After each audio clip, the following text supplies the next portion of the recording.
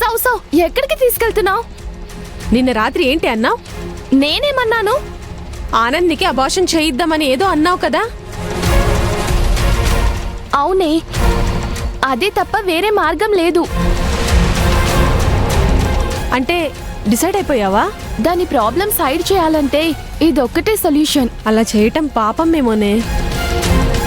ఎవడో చేసిన పాపానికి భూమి మీదికి రప్పించి తండ్రి ఎవరో తెలియకుండా పెంచే పాపం కన్నా ఇది చాలా బెటర్ కదే. ఆనంద్కి తెలిస్తే చంపేస్తుంది. అందుకే దానికి తెలియకుండా అబార్షన్ చేయించాలి. అదేలాగే చెప్తా.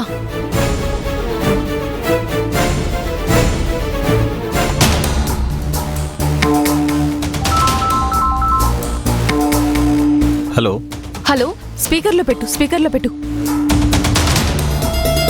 ఎవరు? నేను గాయత్రిని మాట్లాడుతున్నాను. నేను చెప్పింది ఓకేనా? రేపు రావచ్చా? అంతా రెడీయేనమ్మా, మీరు ఎప్పుడైనా రావచ్చు. చెప్పా కదా సార్, ఇలా అబార్షన్ చేయిస్తాను రమ్మంటే తను ఒప్పుకోదు. తనని తీసుకురండి, మిగతా కథ నేను ఇక్కడ నడిపిస్తాను.